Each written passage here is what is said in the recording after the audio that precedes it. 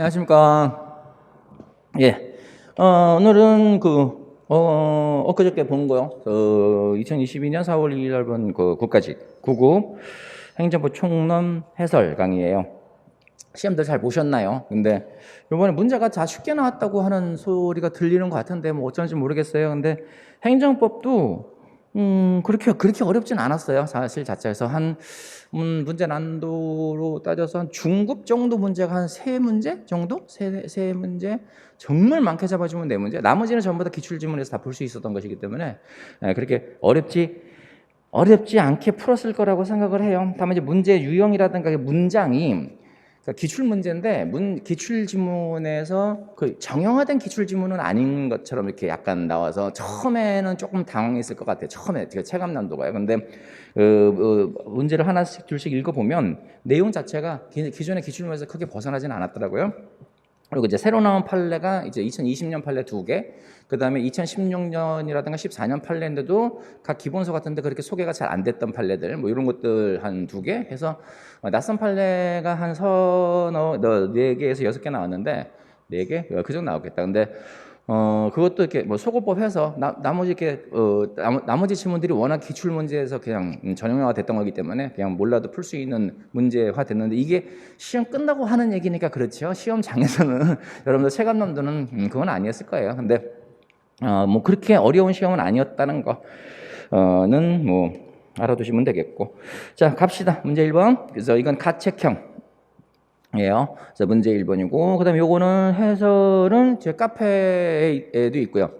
제 카페, 네이버 카페에도 있고, 그 다음에 다음 카페에도 올려놨거든요. 그러니까 둘 중에 아무데나 가입되신 분은 거기서 다운받으시면 되겠고, 없으신 분들은 요거 이제 동영상 자료로 붙어 있을 테니까 그때 들으시면 됩니다. 자, 일단 볼까요? 1번. 신뢰보호 원칙에 대한 설명으로서 옳지 않은 거 다툼의 쓴판례. 자, 건축주와 그로부터 건축 설계를 위임받은 건축사가 관계 법령에서 정하고 있는 건축 한계선의 제한이 있다는 사실을 간과한 채 건축 설계를 하고 이를 토대로 건축물의 신축 및 증축 허가를 받은 경우에 그 신축 및 증축 허가가 정당하다고 신뢰하는 데에 대한 규칙 사유가 있지요. 이때는요. 그래서 이거는 건축주뿐만 아니라 그 위임받은 사람까지 모두 그 규칙 사유가 있는지를 갖다가 판단한다는 게 우리 판례 입장이었었고, 행정청이 상대방에게 장차 어떤 처분을 하겠다는 공적 견해 표명을 하였더라도 그 후에 그 전제로 된 사실적 법률적 상태가 변경되었다면 그와 같은 공적 견해 표명은 효력을 잃게 되어 있습니다.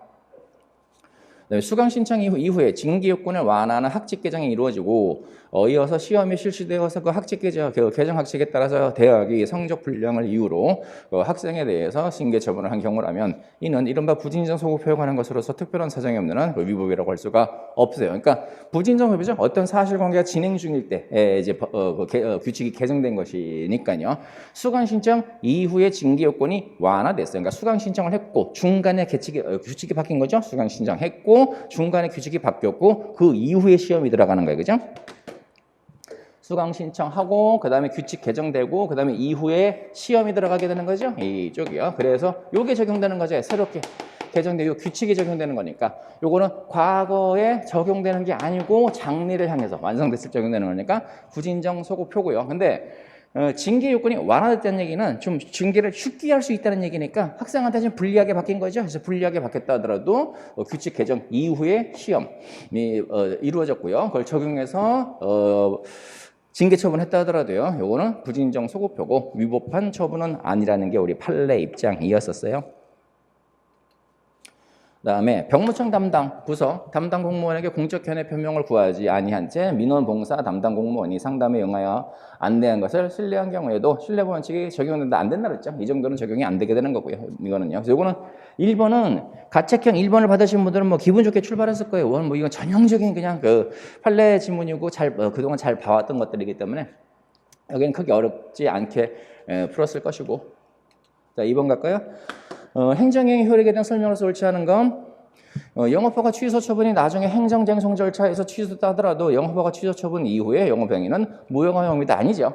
쟁송 취소 같은 경우는 원칙적으로 다 소급표를 가지게 돼 있어요. 이 경우에 그래서 영업허가 처분 영업허가가 나갔고 이게 중간에 취소가 돼 버리게 되면 그 이후는 무허가 영업이죠.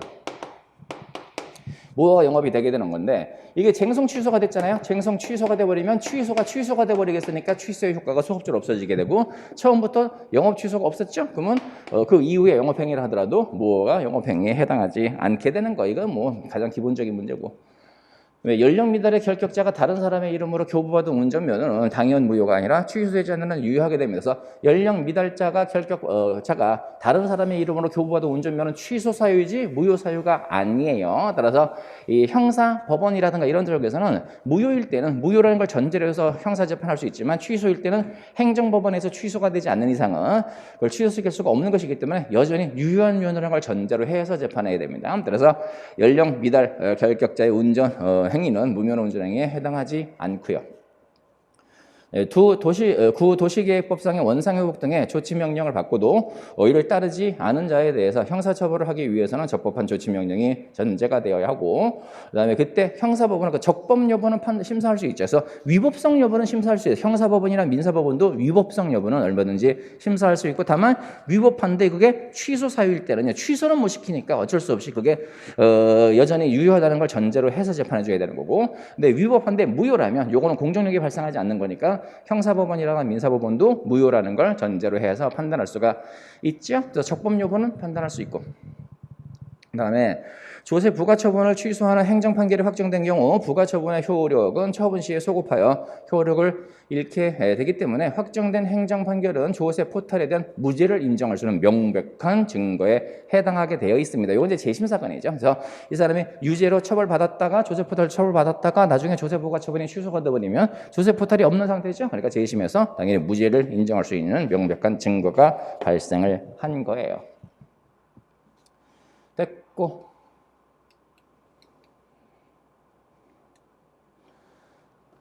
자, 그 다음에 3번 다단계 행정결정에 대한 설명으로서 옳지 않은 것. 공유산 및 물품관리법에 근거하여 공모 제한을 받아 이루어지는 민간 투자사업 우선 협상 대상자 선정 행위나 우선 협상 대상자 지위 배제 행위는 우선 협상 대상자 지위 배제만이 항고 소송의 대상인 처분에 해당한다. 안 그래요. 둘 다 항고 소송의 대상이 되는 모두 항고 소송의 대상에 해당하는 처분에 해당하게 되어 있습니다. 했죠?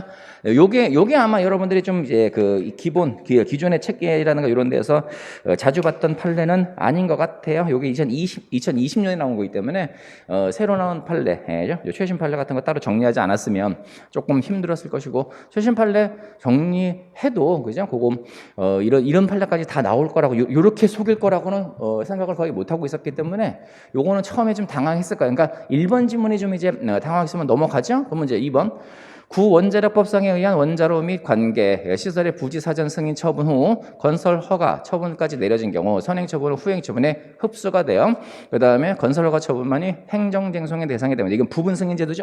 그래서 부분 승인은 사전 승인 있고 나중에 본 처분이 나오게 되면 본 처분에 흡수가 돼갖고요. 소송의 대상은 본 처분만 소송의 대상이 되는 거. 이거는 워낙에 뭐 잘 알고 있는 판례고. 그다음에 공정거래위원회가 부당한 공동행위를 한 사업자에게 과징금 부과처분을 한 뒤에 다시 자진신고 등을 이유로 과징금 감면처분한 경우 선행처분은 후행처분에 흡수가 되어서 소멸하기 때문에 선행처분의 취소를 구하는서는 부적합하게 이것도 뭐 워낙에 잘 알려진 판례가 되게 되는 거죠. 그래서 과징금 부과처분하여 자진신고를 이유로 과징금 감면처분하면 과징금 감면처분에 의해서요 선행처분이 완전히 취소가 되고 새로운 감면처분만 있는 걸로 보게 되어 있습니다. 그렇기 때문에 선행처분은 후행처분에 흡수가 되어서요 소멸하게 되기 때문에 선행처분의 취소를 구하는서는 부적법하다는 판례. 요 판례 그때 우리 조심하라고 얘기했었죠. 모의고사라는 이런 거 볼 때도 요 판례하고 조심해야 될 게 뭐냐면 징변 감당이 있었죠. 그래서 어떤 처분이 있었다가 나중에 감액된 처분이 나오게 되면 감액된 내용의 당초 처분이 소송의 대상이 되는 거고 어떤 처분이 있었다가 나중에 증액 처분이 나오게 되면 증액 변경된 처분이 소송의 대상이 되는 거라고 하는 건데 요거는 선행 처분과 후행 처분의 관계에서 판례가 원래 이만큼의 처분이 있었고 그다음에 요만큼의 감면 처분이 있을 때 감면된 내용의 당초 처분으로 대상으로 삼은 것이 아니라 선행 처분을 취소하고 후행 확정 처분이 있는 걸로 보는 거예요. 뭔 얘기인지 아시겠어요? 그래서 선행 처분은 다 취소가 되고 후행 처분이 있는 것이기 때문에 과징금 감면 처분하게 되면 선행 처분이 후행 처분에 흡수가 되어서 소멸한다고 봤어요. 요쪽은요. 그래서 선행처분의 취소를 구하는 수는 부적법하다라고 하는 거. 요 판례는 항상 공부할 때 조심해서 보면 되는 판례고. 그다음에 자동차 운송 사업 양수 인가 신청에 대해서 행정청이 내인가를 한 후 그 본인가 신청이 있음에도 내인가를 취소한 경우 다시 본인가에 대해서 별도로 인가 여부에 처분을 한다는 사정을 보이지 않았다라면 내인가 취소는 행정처분에 해당한다라고 봤습니다. 요 판례들도요. 그래서 내인가를 했고 본인가 신청을 했는데 내인가를 취소해버리면 이건 사실상 본인가 신청에 대한 거부나 마찬가지가 되게 되는 거죠. 그래서 다시 본인가에 대한 별도의 인가 여부에 처분을 한다는 사정을 보이지 않으면 그 내인가 취소라고 하는 것 자체가 본인가 신청에 대한 거부나 마찬가지인 거기 때문에 그때는 행정처분에 해당해서 소송의 대상에 삼을 수가 있는 거예요. 그러니까 요 문제가 조금 이제 여러분들이 아마 이제 문제 풀다가 현장에서 이제 공부가 제대로 좀 안 돼 있는 사람들은 조금 어렵게 다가왔을 문제. 근데 요거하고 요거는 기존에 뭐 워낙에 기출 문제에서 자주 나왔던 판례이기 때문에 잘 볼 것이고 요거는 새로 나온 판례니까 최신 판례 안 봤으면 모르는 판례. 근데 이게 소고법을 써도 항상 문제가 그렇죠. 이 4번이 여기에 애매하단 말이에요. 요것도 그렇게 뭐 자주 우리가 시험에서 자주 나왔던 판례 문제가 아니었기 때문에 1번하고 4번에서 아마 고민을 했을 거예요. 그래서 3번이 조금 체감적으로는 좀 어려웠을 거니까 뭐 한 개 틀린다라면 여기서 뭐 많이 틀린다라면 하나 봐주고 이쪽에서 3번도 그렇게 문제 자체가 어려운 문제는 아니었는데 우리가 쉽게 그리고 중요 파트가 아니었죠. 다단계 행정행위를 많이 안 보기 때문에 중요 파트가 아니라서 그냥 강구하고만 넘어가는 파트여서 시험장에서는 조금 했던 문제이기도 할 것 같아요. 다 그런 건 아니에요. 내 느낌이 그렇다는 거니까. 그리고 어떤 제가 이렇게 얘기하면 와 김현석이 병신 뭐 그걸 갖다가 그렇게 뭐 어렵다고 생각하냐? 아니 그건 그렇게 잘나신 분들이 있어요. 근데 그냥 우리 수준에서 그냥 그 중간 정도 그 공부를 나름대로 열심히 했다는 사람들 수준에서 이 문제를 봤을 때 조금 이런 느낌은 들었겠다고 하는 거고 제가 그렇게 평가하는 것 자체도 어떻게 저 문제를 저렇게 평가하게 지금 잘나신 분들 그런 분들은 그냥 잘나신 자체로 계세요. 그냥 뭐 여기저기서 돌아다니면서 뭐 욕하고 그 게시판에다가 되지도 않는 소리 쓰고 그러지 마시고 그러니까 수험생들 중에 그럴 사람이 있었을 것 같다라고 하는 거니까 자 그다음에 4번 갑시다. 행정행위 하자에 대한 설명으로 설치하는 거. 이미 불가증력에 발생한 보충의 편입 처분에 하자가 있다 하더라도 그것이 당연 무효 사유가 아니라 공익근무요원 소집 처분에도 승계되는 것은 아니죠. 그래서 보충역 편입 처분하고요. 그다음에 공익근무요원 소집 처분은 서로 각각 목적과 효과가 다른 별개의 처분이기 때문에 하자 승계가 이루어지지 않게 돼 있어요. 그다음에 건물 철거 명령이 당연무효가 아니고 불가증이 발생했다면 건물 철거 명령의 하자를 이유로 후행, 대집행, 개고 처분의 효력을 다툴 수가 없지요. 왜냐하면 건물 철거 명령이라고 하는 거하고 그다음에 대집행, 개고 처분하고는 서로 목적과 성질이 다른 처분이죠. 하나는 후행 강제 처분이고 하나는 이제 처음으로 하명을 하는 처분인 것이기 때문에 서로 목적과 효과가 다르고 그래서 건물 철거 명령과 대집행은 하자 승계 안 되고 도시계획설 사업의 시행자 지정 처분이 처분 요건을 충족하여 하지 못해서 당연 무효인 경우에 도시계획시설 사업의 시행자가 작성한 실시계획에 인가하는 처분도 무효가 되게 되는 거다라고 했었죠. 그래서 선행처분이 무효이면 후행처분은 당연히 무효. 하나 조심할 건 선행처분이 무효이면 후행처분이 무효인데 이건 하자승계 이론이 아니에요. 하자승계는 선행처분과 후행처분이 모두 취소할 수 있는 하자가 있을 때 그 하자가 승계되느냐. 왜냐하면 선행처분에 불가증력이 발생했으니까 선행처분을 가지고 다투지 못하니까 후행처분에다가 선행처분의 하자를 승계시켜서 그나마 후행처분을 대해서요 다투게 함으로써 선행처분의 하자를 승계시키는 거죠. 그래서 위법성을 갖다가 제거시키려고 하는 것이 하자 승계 이론이기 때문에 선행처분이 무효면 어떻게 돼요? 굳이 하자 승계를 인정할 필요가 없는 거고 선행처분의 무효는 무효 확인의 소송은 소재기간의 제한이 없기 때문에 불가증력이 발생하지 않죠. 그러니까 언제든지 그 놈을 가지고 다투면 되는 거니까 굳이 후행처분에 승계가 되는지는 다툴 필요가 없는 거예요. 근데 연속되는 1년의 처분에서 선행처분이 무효이면 당연히 후행처분은 무효라는 논리는 뭐 이건 당연히 성립되는 거고 선행처분이 공무원 직위 해제 처분과 후행 직권 면직 처분 사이 하자 승계가 인정이 안 되죠. 이것도 서로 목적과 효과가 서로 다른 거. 이건 직위 해제는 공무원직을 박탈하지 않는 상태에서 그냥 직에서만 해제시키는 것이고요. 그다음에 직권 면직은 아예 직에서 물러나 버리게 되는 것이니까 면직을 해버리는 거니까 성격이 다릅니다. 그래서 이거는 하자 승계가 인정이 안 되는 거고 4번은 뭐 이거는 뭐 그동안에 기출지문에서 굉장히 많이 나왔던 판례들이기 때문에 이것도 그렇게 어렵지는 않았을 것이고 그러니까 이런 문제조차 틀렸다고 하게 되면 그건 공부가 아직 안 된 거예요. 문제가 어렵다 쉽다라고 평가할 사람은 아니에요. 그러니까 자기가 공부를 안 해서 틀리는 거하고 공부를 나름대로 했는데 문제가 어렵게 나왔을 때 문제가 어렵게 나왔다 쉽게 나왔다 이 문제이지 이런 문제들은 뭐 거의 다 이건 다 맞출 수 있는 거니까 이거는 간단하게 넘어가시면 되고 자 그 다음에 5번 다음 사례에 대한 설명으로서 옳은 거 민간 시민단체 A는 관할 행정청 B에게 개발 사업의 승인과 관련된 정보 공개 청구를 하였으나 B는 현재 재판 진행 중인 사안에 포함되어 있다는 이유로 공공기관 정보 공개하는 법률 9조 제1항 4호의 사유를 들어서 A의 정보 공개를 거부했어요.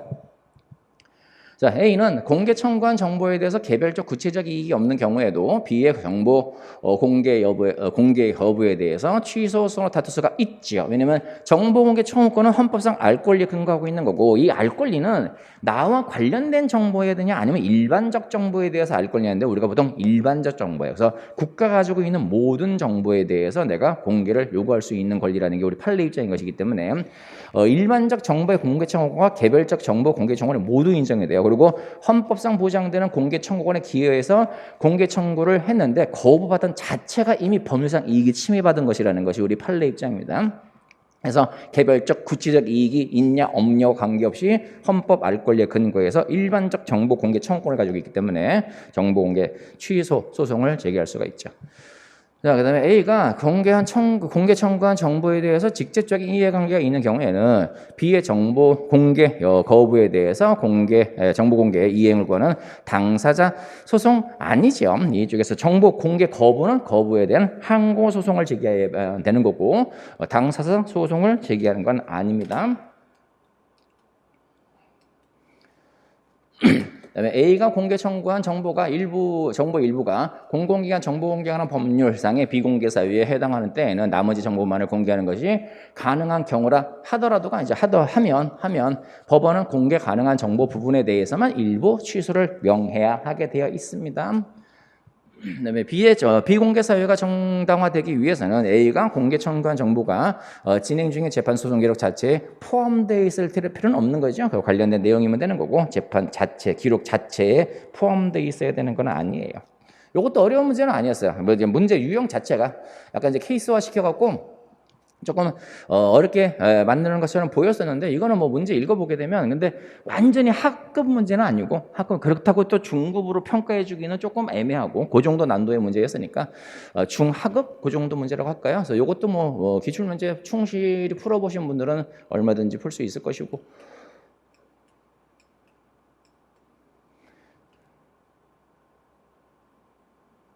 얘 배터리 없나 봐. 잘 안 돼. 자, 그 다음에 6번이요. 항고소송에서 수소법원의 판결에 대한 설명으로서 옳지 않은 거. 행정처분의 취소를 거는 소에서 비록 행정처분의 위법을 이유로 취소 판결을 받았더라도 처분에 의하여 발생하는 위법 상태를 원상 회복시키는 것이 불가능할 경우 원칙적으로 취소를 구할 법률상 이익이 없죠. 그래서 수소법원은 소를 각하해야 하게 되어 있습니다. 그래서 보통 이제 권력적 사실행 같은 게 대표죠. 대집행 같은 거. 권력적 사실에 해당 이런 거에 따라든가 또는 이제 건물 철거 명령이라든가 이미 소송이 들어온다 하더라도 철거된 이후에는 이미 건물을 소생시킬 수가 없죠. 그래서 회복할 수가 없다면 소송에 이익이 없어요. 그래서 승소를 한다 하더라도 권리구제를 못 받으면 권리구제 이익이 없으면 소송 없죠. 그래서 요거는 당연한 거고.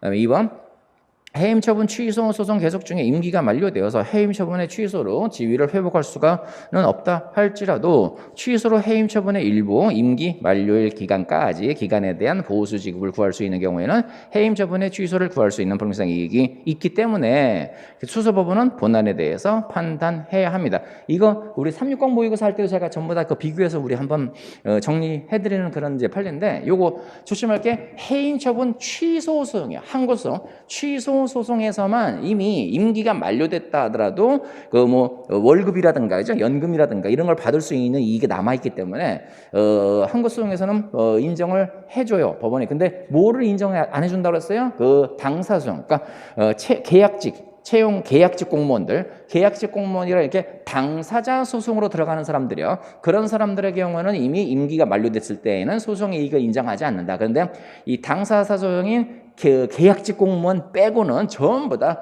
취소 소송, 해임 처분 취소 소송에서는 임기가 만료됐다 하더라도 다 소송의 이익을 인정하니까 그것만 딱 구분해서 보시라고 했죠. 그래서 이것도 뭐 기존에 자주 나왔던 판례고 그거하고만 헷갈리지만 않으면 되는 거예요. 채용 계약 계약직 공무원 사건하고 일반직 사람들하고요. 그것만 헷갈리지 않으면 되는 거니까. 그다음에 관할청이 농지법상의 이행강제금 부과처분을 하면서 재결청에 행정심판을 청구하거나 관할행정처법원에 행정소송을 할 수 있다고 잘못 안내한 경우에 행정법원에 항고소송 재판 권한이 안 생기죠. 그래서 오고지 불고지 요거는 행정심판에서만 어느 구제 대체가 있어요. 그래서 그 구제도 청구기간이라든가 이런 데 구제가 있는 거지 뭐 관할까지 변경시키는 건 아니고 특히 행정소송에서는 오고지 불고지한 구제도가 없습니다. 그리고 농지법상의 이행 강제금 그 부과처분이라는 이런 거는 비송사건 절차법에 의해서 재판하게 되는 것이기 때문에 설사 잘못 안내했다 하더라도 소송 재판의 관할이 변경되는 건 아니에요. 그렇죠? 자, 그다음에 4번 행정소송법 19조에서 말하는 재결 자체의 고유한 위법이란 원처분에는 없고 재결에만 있는 재결청의 권한 또는 구성 위법, 그다음에 재결의 절차라든가 형식 위법, 그 내용에 위법이 있다는 걸 뜻하게 되어 있습니다. 뭐 이거는 어려운 건 없었어요, 그렇죠? 근데 요거는 보면 1번 어려운 거 없고 2번은 그 계약직 공무원하고만 헷갈리지 않았다면 이건 어려운 건 없고 3번이 약간 순간적으로 혼동은 될 수가 있어요. 일단 농지법상의 이행강제금이라든가 뭐 이런 처분이라든가 이런 것들이 어떤 절차에 의해야 하는지 그것도 한번 하고 그다음에 오고지 불고지의 효과가 행정소송에서는 없다는 거 그것만 구별하면 되는 거니까 이것도 순간적으로 할 수는 있는 문제라 하더라도 그렇게 어려운 문제라고 평가할 수 있는 건 아니니까요. 자, 그다음에 7번 행정법 관계에 대한 설명으로서 옳지 않은 것 군인연금법상의 급여를 받으려고 하는 사람이 국방부 장관에게 급여 지급을 청구하였으나 거부된 경우에 곧바로 국가를 상대로 한 당사소송에 급여를 지급을 청구할 수도 안 되죠. 그래서 국방부 장관의 급여 지급을 청구를 하고요. 그 다음에 급여 지급이 확정이 되어야 그 다음에 급여 지급 청구권이 생기는 거고 그 다음에 이제 당사소송으로 가는 거고요. 급여 지급 청구를 했는데 거부됐다면 급여 지급 청구 거부에 대해서 일단 항고소로 다퉈서 그걸 취소시키거나 그 다음에 자기 지위를 확보한 다음에 당사자 소송으로서 연금 지급을 급여 지급을 청구할 수 있는 거지 급여 지급 청구가 해서 거부됐다 해서 곧바로 당사자 소송으로 갈 수 있는 건 아니고 그다음에 법무사가 사무원을 채용할 때 소속 지방 법무사로부터 승인을 받도록 하는 의무는 공법상 의무예요. 요거 360 모의고사 할 때 제가 그랬었죠. 요거 2021년 지방직 9급에서 나왔던 문제다. 근데 이게 최근의 판례란 말이에요. 요것도 그죠? 최근 판례이기 때문에 한번 최근 판례가 새롭게 문제 풀에 들어온 거거든요. 그래서 들어왔으면 한 3년간은 써먹을 거다. 그러니까 이거 작년에 나온 문제이기 때문에 올해도 나올 거다라고 했으니까 이거 기억해두세요라고 했던 거 기억나세요? 그 제 수업 들으신 분들은요. 그러니까 요것도 안 보신 분들은 없을 거예요. 작년 시험 문제 안 본 사람은 없겠지. 근데 기억이 안 날 뿐이지. 그래서 소속 지방 법무사의 승인을 받아서 해야 될 의무는 공법상 의무라고 봤습니다. 자, 3번에 사무처리의 긴급성으로 인해서 해양경찰의 직접적인 지휘를 받아서 보조로 방제 작업을 한 경우에 사인은 그 사무를 처리하면서 지출한 비용의 필요비 내지 유익비 상환을 국가에 대해서 민사소송으로 청구할 수 있고 사무관리죠. 사무관리에 해당하는 거고 이것도 그동안에 쉽게 많이 봤던 판례는 아니에요. 그러니까 이것도 지금 어떻게 보면 요 판례 빼고 2번하고 3번은 비교적 최신 판례 쪽으로 이제 구성이 된 것이고 요거는 작년 문제였기 때문에 뭐 공부한 사람들은 이거 쉽게 알 수 있었을 것이고 그다음에 요 3번 판례는 요거는 자주 나오는 판례는 아니었단 말이에요. 이 내용이요. 2014년 판례임에도 불구하고 그렇게 자주 왜냐면 사무관리 자체가 우리가 크게 중요한 파트가 아니었기 때문에 그래서 요것도 안 본 사람들은 약간 이제 헛동했을 것이고 그다음에 3번 공익사업을 위한 토지 등의 취득 및 보상에 관한 법률상의 환매권 이건 뭐 기본이죠. 존부에 관한 확인이나 소송을 구하는 환매 대금 증감 청구 소송은 민사 소송으로 가야 돼. 이거 항상 보상금 증감 청구 소송하고 환매 대금 증감 청구 소송하고 구별해야 되는 건 됐죠? 보상금 증감 청구 소송 요거는 보통 형식 당사 소송으로 가는 거고, 그다음에 환매 대금 증감 청구 소송은 민사 소송으로 가야 하는 거고. 그러니까 얘도 이 1번 판례가 워낙에 뭐 우리가 자주 나왔던 판례이기 때문에 설사 2번, 3번을 몰랐다 하더라도 정답 고르는 데는 큰 지장은 없을 것이고요. 그리고 이게 1번에 정답이 걸려 있었기 때문에 아마 2, 3, 4번에 판례가 나왔는지조차도 모르는 사람도 있을 거예요. 1번 여기서 확실하게 딱 걸리고 나가는 거기 때문에 이것도 체감 난도는 그렇게 어렵지는 않았을 것이고, 다만 1, 2, 3, 4번을 다 읽어보면 전체 문장을 읽어보면 그렇게 만만한 문제는 아니다라고 할 수는 있겠지만 시험에서는 뭐 1번에 정답이 딱 걸려버리기 때문에 그렇게 어렵다는 느낌은 안 들었을 문제인 것 같아요. 8번 행정법규의 양벌 규정에 대한 설명으로서 옳지 않은 것. 양벌 규정은 행위자에 대한 처벌 규정임과 동시에 그 위반 행위의 이익 귀속 주체인 영업주에 대한 처벌 규정을 의미하게 돼 있고, 종업원의 범죄 성립이라든가 처벌이 영업주 처벌의 전제 조건이 되는 건 아니에요. 이건 양벌 규정은요. 그래서 종업원이 설사 무죄가 나온다 하더라도 별도의 범죄 요건이 해당하게 되면 법인만 처벌해도 상관이 없습니다. 법인 대표자의 법규 위반 행위에 대한 법인의 책임은 법인 자신의 법규 위반 행위로 평가될 수 있는 행위에 대한 법인의 직접 책임으로 봐야 한다. 그래서 왜냐면 특히 조심할 거 요거 법인 대표자죠. 법인 대표자. 법인의 대표자 이거 양벌 규정에서 헌법재판소가 위헌 결정을 내려버렸단 말이야. 그래서 헌법재가 위헌 결정을 내리는 게 요거 종업원이라든가 대리인이라든가 고용인 뭐 이런 사람들의 범죄 행위에 대해서 무조건 법인도 함께 처벌하는 거 요거는 헌법 위반이라는 게 우리 헌재 판례란 말이야. 근데 헌재가 그거는 왜냐면 자기 책임의 원칙에서 문제가 생겨버리기 때문에 종업원의 행위를 갖다가 법인이 모를 수가 있거든요. 그런데도 불구하고 무조건 양벌 규정을 갖다가 적용시켜버리면 즉 선임 감독상의 하자가 있었는지 없었는지 과실 여부를 따지지 않으면 헌법에 위반된다고 그랬는데 법인 대표자의 행위는 곧 법인의 행위예요. 법인 대표자는 곧 법인의 행위이기 때문에 법인 대표자의 범죄 행위를 가지고 법인도 함께 처벌하면 이거는 선임 감독상의 과실이라든가 이런 거 관계없이 법인 자신의 직접 책임이기 때문에 이거는 양벌 규정을 물린다 하더라도 자기 책임 원칙에 위반되지 않는다고 봤거든요. 그래서 종업원과 대표자를 또 구별을 하셔야 된다는 거. 그것도 우리가 수업 시간에 몇 번 얘기한 거니까.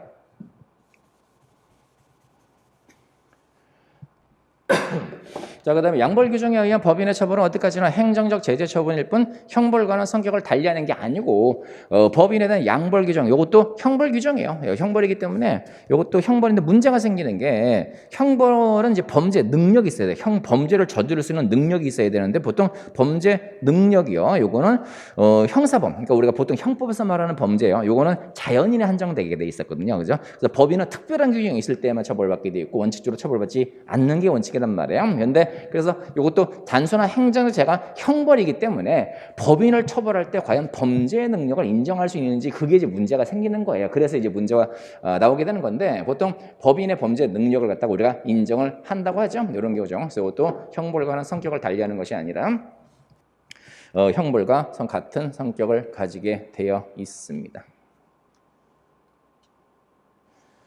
자, 그 다음에 9번. 과징금 부과처분에 대한 설명으로서 옳지 않은 것.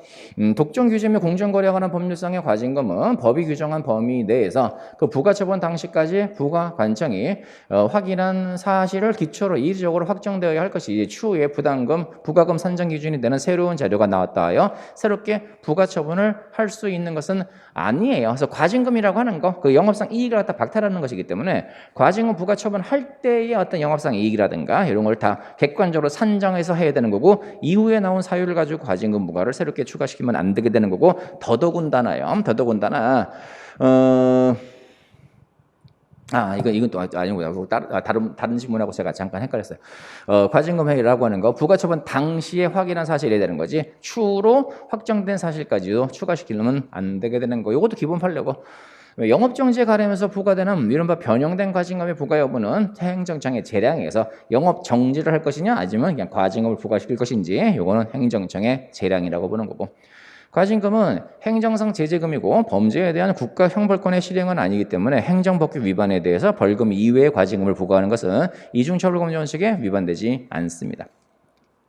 그다음에 부동산 실거래 전 명의 등기에 관한 법률상의 명의신탁에 대한 과징금 부과 여부는 행정청의 재량이 아니라 기속행위죠. 무조건 부과하게 돼 있어요. 부과하여야 한다고 법에 규정되어 있기 때문에 이거는 기속행위고, 다만 그 100분의 30의 범위 안에서 구체적인 위반 기간이라든가 장단에 따라서 감면만 시켜줄 수 있는 것뿐이지 부과 자체는 기속행위에 해당하게 돼 있습니다. 이것도 어려운 문제는 아니었고. 네, 10번 행정상 손해배상에 대한 설명으로 옳지 않은 거. 아마 요 문제가 조금 이제 어려웠을 문제. 아까 이제 그 3번 문제하고요. 3번하고 요거하고 이제 두 개가 조금은 난도가 좀 이제 여러분들한테는 좀 어려웠을 수도 있어요. 왜냐면 판례가 잘 안 보이던 판례였기 때문에 조금 어려웠을 수 있겠죠. 자, 국가배상청구권의 소멸시효 기간은 지났으나 국가가 소멸시효 완성을 주장하는 것이 신의성실의 원칙에 반하는 권리남용으로 허용될 수가 없어서 어쩔 수 없이 국가가 배상 책임을 이행을 했어요. 이 국가는 원칙적으로 해당 공무원에서 구상권을 행사할 수가 국가는 원칙적으로 해당 공무원에 대한 구상권을 행사할 수가 있는 거다. 구상권 행사할 수 있는 거다. 구상권 행사하지 못하게 돼 있습니다. 원칙적으로 구상권 행사를 못하게 돼 있어요. 그러니까 이게 국가배상을 했어. 그럼 우리가 국가배상에 있을 때 공무원한테 구상할 수 있는 건 공무원의 고의 또는 중과실 때만 구상하는 거잖아요. 그죠? 이건 기본적이니까 그때 공무원의 고의나 중과실이 있는지를 보고해야 되는 것이지, 그때 원래 안 해도 되는 걸 우리가 배상을 했으니까 이걸 갖다가 공무원한테 당연히 구상할 수 있다, 이런 논리가 서는 건 아니어서 원칙적으로 못해. 원칙적으로 당연히 구상할 수 있는 건 아니고 그런 공무원이 어떤 그 범죄에 가담하는 것이 고의였다든가, 그 다음에 국가배상 청구권의 소멸시효가 지났는데 이 공무원이 절대적으로 기여를 했다든가 이런 것들이죠. 이렇지 않는다라면, 그러니까 얘가 그 범죄 행위를 숨긴 거예요. 범죄 행위를 숨겨갖고 그게 소멸시효가 완성됐단 말이야, 이 경우에. 근데 나중에 이제 소멸시효가 지났다 하더라도 이걸 배상하지 않는 게 신익시장 어긋난다고 해서 배상을 했어. 근데 이 사람이 이걸 범죄를 숨긴 게 얘가 자기가 저지르고 자기가 적극적으로 숨긴 게 아니라 상관의 지시에 의해서 어쩔 수 없이 발설을 안 한 거예요. 그러니까 이때 가담 공무원이 고의나 중과실에 의해서 그걸 숨긴 건 아닌 것이기 때문에요. 국가가 배상했을 때 그 해당 공무원한테 그런 사정이 없는 한 원칙적으로 구상권을 행사할 수가 없게 돼 있습니다. 요것도 자주 나오는 판례는 아니었었어요. 그죠? 그러니까 아마 요 판례가 문제가 되는 게, 이게 1번에 있고 자신이 없으면 일단 넘어간단 말이에요. 그리고 그때 우리가 360 모의고사라든가 해보게 되면 여러분들이 특히 약한 부분들이 있었죠. 인가 파트, 인가 나오면 엄청나게 약했었고 국가배상만 나오면 다 틀렸어. 국가배상도 아주 쉽게 내주지 않는 이상은 전부 다 굉장히 약했었거든요. 그래서 요거는 수험생들이 약한 파트에서 자주 보던 판례가 아니었기 때문에 좀 당황했다는 생각은 들더라고요. 그러니까 1번 지문은 넘어가야 돼. 일단 이것까지 이 판례를 알고 있는 사람들은 정말 공부 열심히 하는 사람이기 때문에 그냥 1번에서 딱 걸고 넘어갔겠지만 대부분의 수험생들이 자주 보던 판례는 아니었어요. 이 판례가요. 자, 넘어갑시다. 그러면 2번. 공무원이 관계법령의 해석이 확립되기 이전에 어느 한 학설을 취하여 업무를 처리한 것이 결과적으로 위법하다 하더라도 처분 당시에 그 이상의 업무 처리를 성실한 평균적인 공무원이 기대하기 어렵기 때문에 원칙적으로 공무원의 과실을 인정할 수는 없죠. 그래서 학설과 판례가 일치되지 않았죠. 그래서 해석이 확립되기 전이잖아요. 그러니까 어느 하나의 학설을 선택해서 신중하게 업무 처리했고 나중에 그게 대부분의 해석과 달라서요. 위반 처분했다 하더라도 특단의 사정이 없는 한 공무원의 과실을 인정할 수는 없는 거예요. 그다음에 이거는 워낙에 유명한 판례죠. 그다음에 공무원이 직무를 수행하면서 그 근거가 되는 법령의 규정에 따라서 구체적으로 의무를 부여받았어도 그것이 국민의 이익과 관계없이 순전히 행정기관 내부의 질서를 유지하기 위한 것이라면 그 의무에 위반하여 국민에게 손해를 가하여도 국가 등은 배상 책임을 부담하지 않아요. 그래서 우리가 국가배상에서 공무원의 그 의무요, 그 공무원의 법률상 의무는 어느 정도 사익보호의 의무가 있어야 됩니다. 그래서 순전히 행정기관 내부의 질서를 유지하기 위한 것 또는 순수한 공익이라든가 이럴 때에는 국가배상이 성립이 안 되게 돼 있죠. 사익보호성이 있어야 되고요. 행정처분 이후에 항고소송에서 취소가 되었다 할지라도 그 기판력에 의해서 당해 행정처분이 곧바로 공무원의 고의 또는 과실로 인한 것이라고 것으로서 불법 행위를 구성한다고 단정할 수는 없어요. 그래서 항고소송에서 대법원에서 취소했다 하더라도 처분 당시에 공무원이 고의가 있었는지는 별개 문제예요. 별개 문제인 것이기 때문에 내가 학설이 일치하지 않았기 때문에 나름대로 신중하게 해석을 해서 처분했단 말이죠. 나중에 대법원의 해석하고 달라서 대법원이 해석 잘못했다 해서 취소가 돼버린다 하더라도 공무원의 행위 자체가 언제나 위법을 단정하는 건 아니었죠. 그러니까 이 문제는 이제 찝찝한 거예요. 그러니까 2, 3, 4번이 워낙에 우리가 기존에 많이 봤던 판례 문장들이기 때문에 여기 2, 3, 4번에서 헷갈리는 건 공부 안 한 거예요. 그러니까 문제가 어렵다고 평가할 수는 없는 거고요.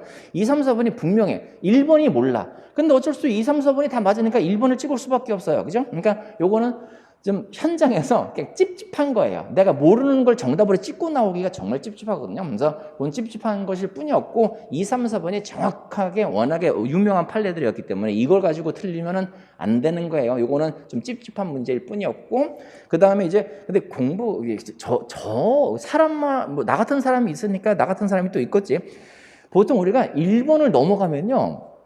자꾸 정답을 2, 3, 4번에서만 고르려고 하고 1번을 안 보게 돼. 그게 시험장에서의 어떤 마귀인 것 같아요. 뭔가 홀리는 것 같은데 왜 이게 자신 없어서 넘어왔는데 왜 이걸 안 보고 자꾸 여기서만 그러니까 왜 자신 있는 파트에서 뭔가를 찾으려고 자꾸 한단 말이에요. 그래서 시간이 많이 걸리는 거죠. 이런 문제 유형이 시간을 잡아먹는 문제고 어쩔 수 없이 확인하고 또 했는데 2, 3, 4번에 하자가 없어. 그러니까 1번을 찍어야 되는데 참 찝찝한 마음으로 찍고 나오는 거예요. 그런 유형이에요. 요 10번은요. 그러니까 이거는 체감 난도가 조금 이제 짜증이 나는 문제이기 때문에 일 뿐이지 그렇게 어려운 문제라고 평가할 수 있는 것도 아니었는데 뭐 체감 난도로 따지면 요것도 한 하에서 중, 그 사이 뭐 그 정도 문제라고는 볼 수는 있을 것 같아요.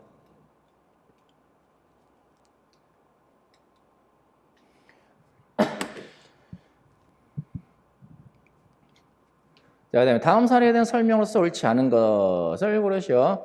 요 11번하고 12번은요, 여러분들이 실제 봤던 문제의 유형하고 조금 다르게 돼 있어요. 그러니까 요번에 11번하고 12번에서 다음 사례에 대해서 뭐 옳지 않은 골라서 11번 사례 하나 주고 12번 사례 하나 주어서 그냥 통합 문제처럼 냈거든요. 기억나세요? 11번 문제 11번에서 12번 이렇게 해놨었죠. 이때 11번, 12번 해놓고 뭐 다음 사례 중에서 뭐 옳지 않은 것 해놓고 그냥 11번 띵 해놓고 사례 하나 나오고 그 다음에 쭉 나오고 12번 해놓고 사례 하나 나오고 이렇게 해갖고 쭉 나왔던 문제 유형이에요. 근데 이건 어차피 저가 이 문제 보면서 막 웃었어요. 그러니까 이게 통합사례형으로 나올 때는 이렇게 내는 거 아니걸랑요. 뭔 얘기인지 아시겠어요? 통합사례형으로 나올 때는 문 11, 12 다음 사례 읽고 해갖고요. 이 사례 하나 주고 11번에서 이 사례에 대한 문제 내고 12번에서 이 사례에 대한 문제 내고 그래서 이게 논점이 많을 때 여기에 각각의 문제를 구성하는 게 통합사례 문제라고 우리가 얘기하는데 문제 유형 자체는 통합사례로 나오는데 이건 따로따로예요. 따로따로 유형이기 때문에 제가 굳이 그렇게 구성은 안 하고요. 그냥 11번에서 다음 사례 중에 옳지 않은 거 12번 해놓고 다음 사례 옳지 않은 거 해갖고 문제를 갖다 구성 유형만 살짝 바꾼 거니까 뭐 그거는 크게 하자가 있는 건 아니니까요. 그래서 문제를 통합 사례형으로 내는 형식은 취했는데 실질적으로 통합 사례형이 아닌 그런 문제였었어요. 이쪽은요. 근데 아무튼 문제 유형을 기존에 구급해서 나오던 문제 유형하고는 조금 이제 뭐 구별해서 내려고 하는 노력은 가상하지만 오히려 학생들이 헷갈렸을 것 같기도 하고. 자, 일단 11번 봅시다. 다음 사례에 대한 설명으로서 옳지 않은 것을 모두 고르면 건축주 갑은 토지 소유자 을과 매매 계약을 체결하고 을로부터 토지 사용 승낙을 받았고 을이 토지 위에 건축물을 건축하는 건축 허가를 관할 행정청인 A시장으로부터 받았고 매매 계약서에 의하게 되면 갑이 잔금을 기일 내에 지급하지 못하면 즉시 매매 계약이 해제가 될 수 있도록 했고 이 경우 토지 사용 승낙서는 효력을 잃게 되는 거고 갑은 건축 허가를 포기 철회하기로 그 다음에 갑과 을이 사인들이 약정을 했죠. 을은 갑이 잔금을 기일 내에 지급하지 않자 갑과 매매 계약이 해제가 된 거예요. 자, 토지 소유자 갑이에요. 갑이 있고 그다음에 을이라는 애가 이 건물을 갖다가 지려고 했고 행정청으로부터 얘가 건축 허가를 받았고 이렇게 되는 거죠. 근데 사인 간의 계약에 의해서 얘가 토지 사용 승낙을 받았고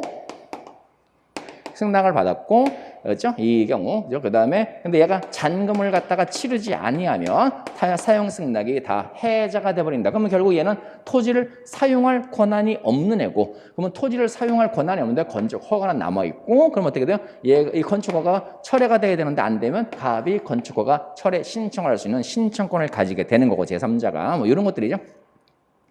자, 1번 착공에 앞서 갑의 규칙 사유로 해당 토지를 사용할 권리를 상실한 경우 을은 그 A 시장에 대해서 건축 허가의 철회를 신청을 할 수가 있을 것이다. 그 다음에 그때죠. 왜냐면 사용할 권리가 상실됐으니까 당연히 을도 건축허가 처리를 신청할 수가 있는 것이고, 건축허가는 대물적 성질을 갖는 것이기 때문에 행정청으로서는 그 허가를 할 때 건축주 또는 토지 소유자가 누구인지 인적 요소 같은에 관해서는 관심이 없어요. 형식적인 것만 심사하게 돼요. 건축허가는 대물적 허가 처벌이니까 그 건축허가로서의 요건을 갖췄는지가 문제가 되는 거지, 누가 건물을 지는지는 크게 중요한 게 아니에요. A 시장은 건축 허가 당시 별다른 하자가 없었고 철회 법적 근거가 없으므로 건축 허가를 철회할 수가 없다. 안 그랬죠? 그 철회는 법적 근거가 없다 하더라도 본 처분권을 갖고 있는 행정청이라면 얼마든지 철회할 수가 있게 돼 있습니다. 4번 철회권의 행사는 기득권의 침해를 정당할 만한 중대한 공익상의 필요 또는 제3자의 이익을 보호할 필요가 있고, 공익상의 필요 등이 상대방의 이익을 불이익을 정당할 만큼 강한 경우에 한해서 허용되게 되어 있어요. 이것도 문제 유형만 사례형일 뿐이지 내용 자체가 어려운 건 없었고요.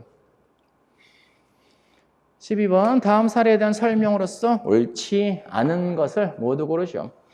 A 시장은 학교 용지 확보 등에 대한 특례법 관계 조항에 따라서 공동주택을 분양받은 갑을 병정 등에게 각각 다른 시기에 학교 용지 부담금을 부과하였다. 이후 해당 조항에 대해서 법원의 위헌법률 심판 제청에 따라서 헌법재판소가 위헌 결정을 했고, 갑을 병정은 모두 위헌법률 심판 제청 신청은 하지 않은 것으로 가정한다. 그래서 그러니까 올해 이번 문제 중에서 가장 이제 고급형 문제예요. 뭐 난도가 어렵냐 쉬우냐는 별개로 하고 고급형 문제가 나왔죠. 그래서 상당히 이거는 실제적으로 이렇게 변호사 시험 이런 데서 2차 시험이라든가 이런 데서 논점이 잡히는 아주 중요한 부분이기도 하기 때문에 상대적으로 여러분들이 어려웠을 수도 있고, 왜냐면 고급 문제이기 때문에 어려울 수 있고, 근데 이쪽 파트 잘 공부한 사람들은 그렇게 뭐 또 어렵진 않게 풀었을 것이고. 자, 이건 위헌 결정의 효력이죠. 그래서 어떤 법률에 근거해서요, A 법률에 근거해서 행정청이 갑이란 사람한테 처분을 한 거예요. 근데 여기 좀 갑을 병정이 나왔죠? 갑을 정이 나왔다고 쳐. 이 사람들. 그러면 이 중에서 이제 갑이란 애가 행정소송을 제기했을 거란 말이지.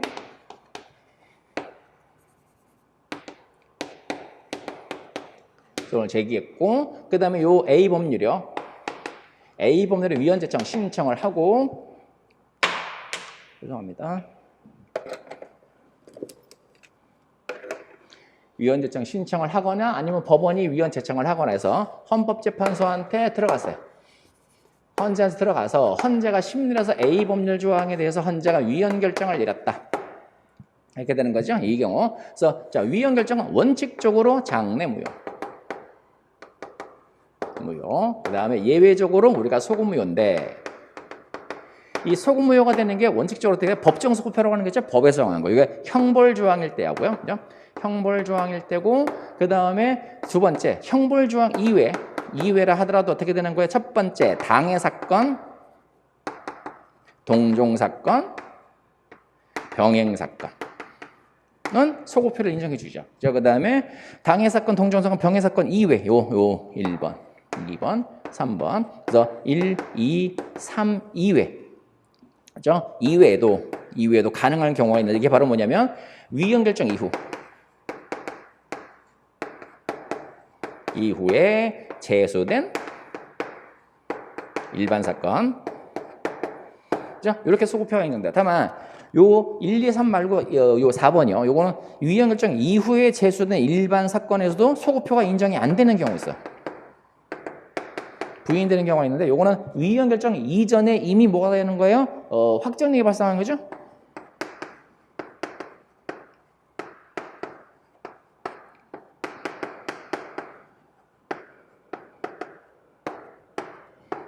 확정력이 발생한 사건들 이런 것들은 소급표가 인정이 안 돼요. 그래서 이제 불가증력이 발생했다든가 그다음에 재판이 확정돼서 기판력이 발생했다든가 이런 것들은 소급표가 인정 안 돼. 그러면 당해 사건은 뭐예요? 위헌 결정을 부여한 당해 사건. 그죠? 그래서 갑 사건, 그래서 갑이라고 하는 애가 여기 들어왔어. 그래서 얘가 이제 위헌 결정을 받았고, 그다음에 을 사건, 법원에다가 위헌 제청 신청을 하였거나 헌재한테 위헌 제청된 사건, 요게 동종 사건. 건이고, 요게 요 갑 사건이 이제 당해 사건이고요. 그다음에 병행 사건은요, 아직 위헌 제청 신청도 안 했는데 현재 법원에서 저 A 법률을 정해서 재판 중인 사건들, 그래서 이제 뭐 병 사건 같은 거를 합시다. 병 사건에서 현재 재판 중인 사건. 그러니까 위헌 제청도 안 하고 그냥 현재 재판 중인 사건이야. 근데 갑을 병적 모두 위헌 법률 위반 제청 신청을 안 했죠. 그러면 현재 다 여기 해당하죠. 병행 사건. 여기 해당하는 거에서 당해 사건, 동종 사건, 병행 사건은 위헌 결정은 소급표가 인정이 되는 거란 말이에요. 그러면 소급표가 인정이 돼 버리게 되면 자, 소급표가 됐죠? 소급표가 인정이 돼 버리면 결국 어떻게 돼요? 위헌 법률에 근거한 처분이죠.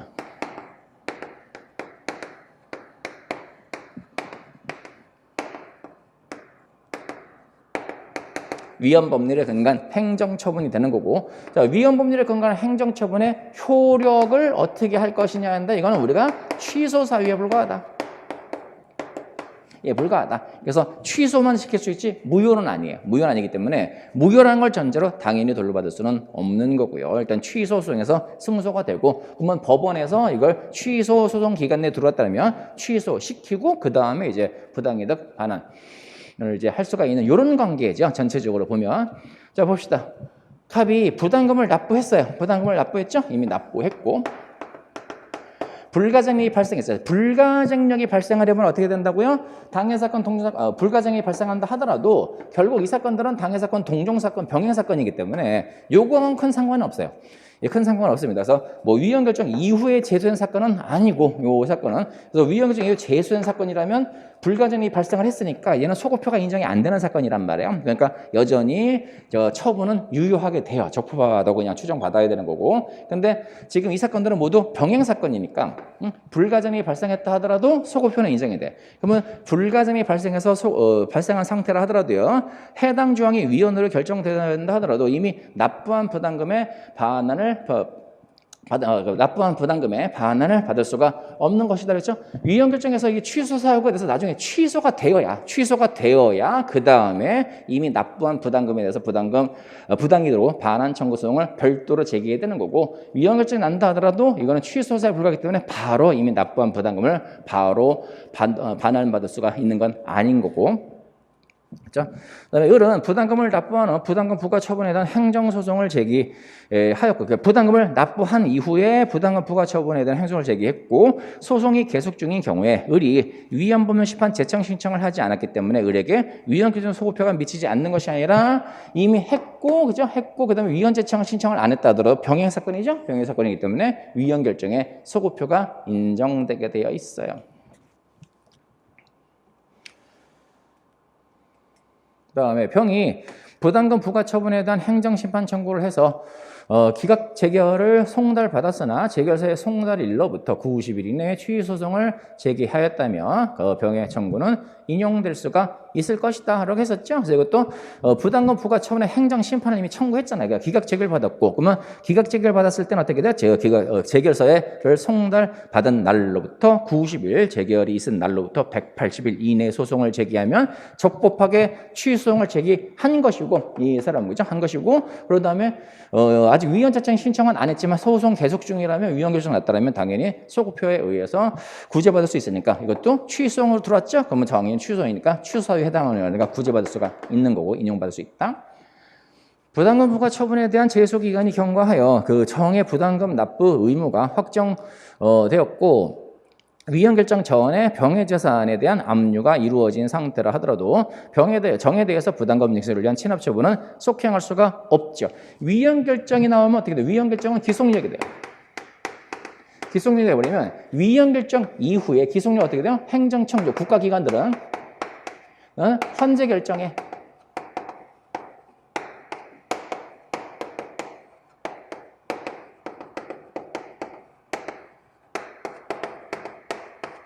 국가는 헌재 결정에 모순되는 공권력 행사를 못하게 되죠. 그래서 위헌 결정 이후로는 어떤 경우를 하더라도 위헌 결정에 근거한 법률의 효력을 만족시키는 행동을 할 수가 없게 돼 있습니다. 그러니까 설사 부담금을 하지 않아 부담금 납부는 확정됐고 재산이 압류가 되었죠. 그래서 압류는 이전에 됐는데 압류 처분이 계속 중이고 아직 압류 등기가 이루어졌다 하더라도요. 후속 처분이 안 되죠. 압류에 근거한 후속 처분을 해버리게 되면 결국 위헌 법률에 근거한 행정처분의 효력을 위헌 결정 이후에 지속하기 때문에 후속 처분을 할 수가 없게 돼 있어요. 그렇죠? 그러니까 이것도 뭐 기본적인 것은 압류가 이루어졌다 하더라도 그 정에 대한 부담금 징수를 위한 체납 처분은 속행할 수가 없다는 게 우리 대법원의 판례 입장이었습니다. 그러니까 요번에 나온 문제 중에서 가장 고급 문제이고 가장 최상급의 난이도를 갖고 있는 문제라면 요 문제였을 거예요. 그러니까 근데 이거는 여러분들이 공부할 때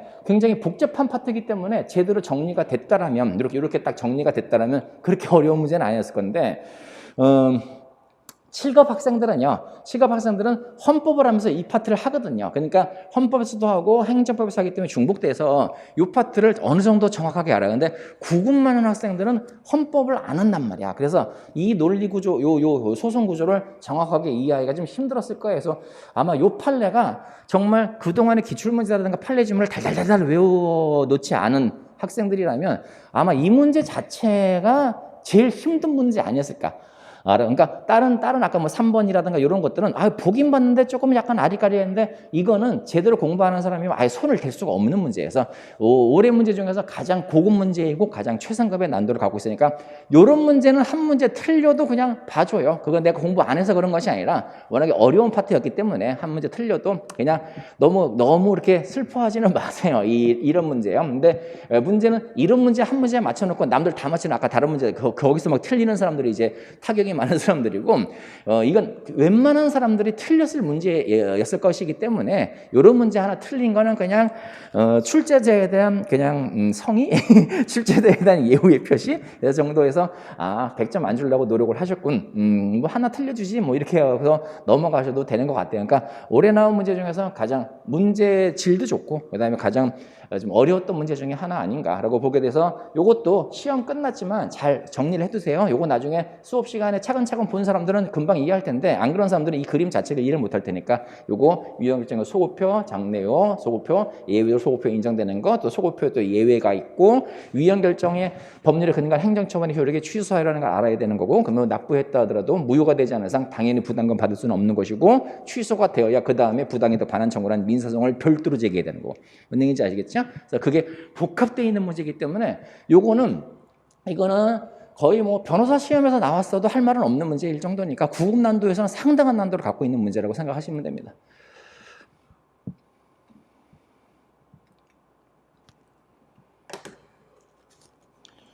자, 그 다음에 13번.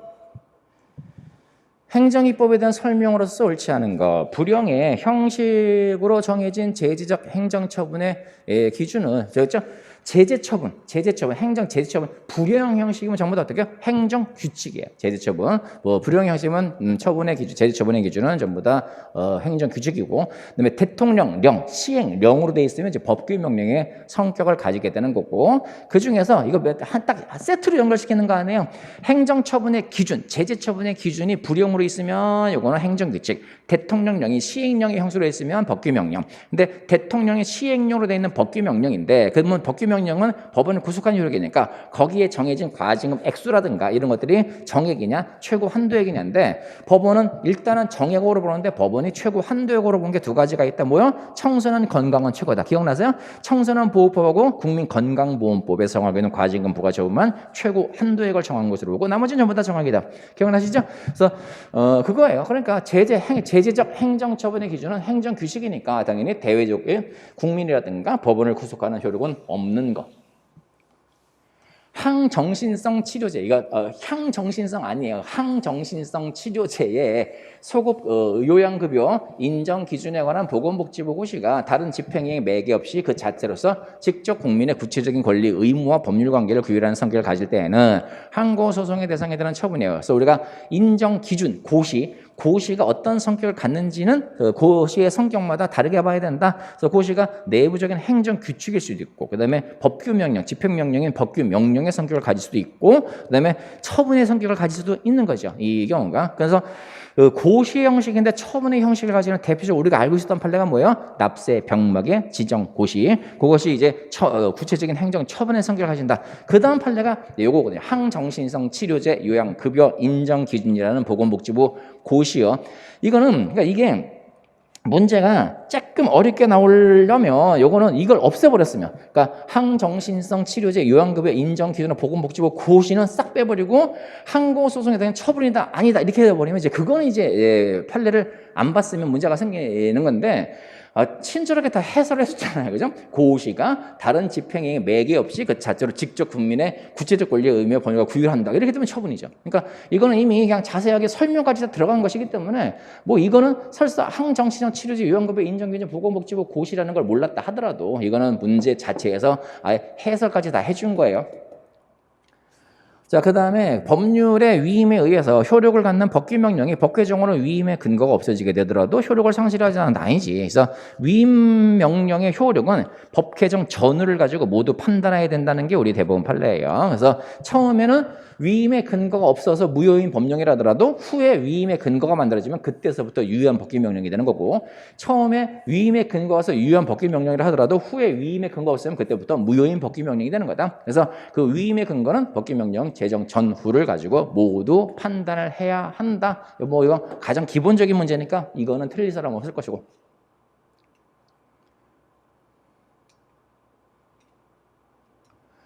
한국수력원자력 주식회사가 조달하는 기자재, 용역 및 정비공사, 기기 수리, 공급자에 대한 관리 업무 절차를 규정함을 목적으로 제정 운영하고 있는 공급자 관리 지침 중 등록 취소 및 그에 따른 일정 기간의 거래 제한 조치에 관한 규정들은 상위 법령에 구체적 위임 없이 정한 것이어서 대외적 구속력이 없는 행정 규칙에 해당하게 돼 있어요. 공급자 관리 지침 그러면 이미 그 이름만 들어도 공급자 관리 규칙이면 이건 국민에 대해서 하는 것이 아니라 공급하는 사람들에 대해 내부적인 하나의 그 지침으로서 규율이기 때문에 이건 대외적 효력이 없는 행정 규칙에 불과한 것이 되게 되는데, 이것도 2020년 판례, 그러니까 최신 판례 중에 하나인데, 고마운 거는 최신 판례인 얘를 정답으로 안 걸어줬다는 게 고마운 거죠. 이거를 정답으로 걸었으면 틀릴 사람 많은 거예요. 이 문제도요. 근데 어차피 그 앞에 봤던 문제 지문들 중에서 얘는 워낙에 공부한 사람 안 한 사람 다 알고 있는 판례이기 때문에